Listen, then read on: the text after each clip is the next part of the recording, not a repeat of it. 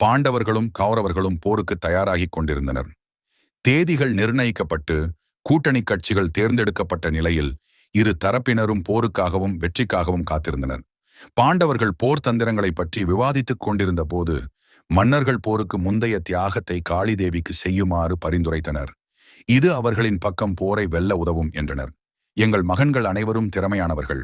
என் சகோதரனின் மகன்களும் என் மகனைப் போலவே இருக்கிறார்கள்.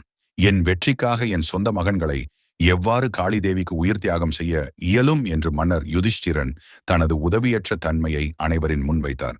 நம்பிக்கைகள் குறையத் தொடங்கிய போது ராஜாக்கள் விவாதித்துக் கொண்டிருந்த அறைக்குள் ஒரு வலிமை மிக்க மற்றும் கருமையான தோல் கொண்ட மனிதன் நுழைந்தான். அந்த மனிதர் சபையில் இருந்த மக்களுக்கு வணக்கம் தெரிவித்து, நான் அரவான், அர்ஜுனன் மற்றும் உலுப்பியின் மகன் என்று தன்னை அறிமுகப்படுத்திக் கொண்டான். சபையில் ஏற்பட்ட அமைதியின்மையை பற்றி அரவான் உணர்ந்தான்.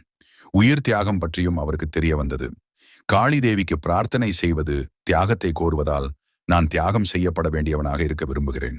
என் சகோதரர்களையோ அல்லது என் தந்தையர்களையோ தியாகம் செய்வது நம் படைகளுக்கு ஒரு இழப்பு என்று கூறி அரவான் தன்னை பலியிடுவதற்கு தானாக முன்வந்தான்.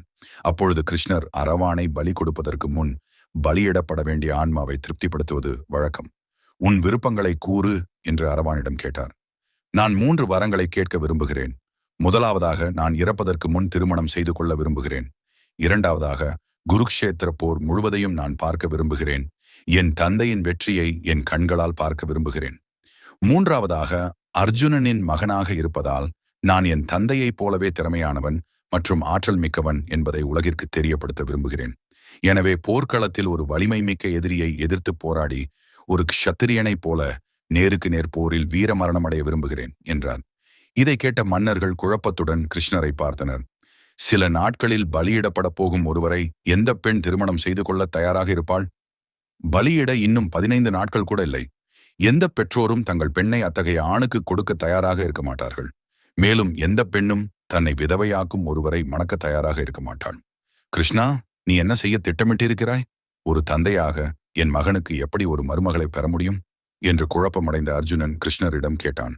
கிருஷ்ணர் அரவானின் 3 ஆசைகளை எவ்வாறு நிறைவேற்றினார் என்பதை தெரிந்து கொள்ள கீழே உள்ள லிங்கை கிளிக் செய்யவும்.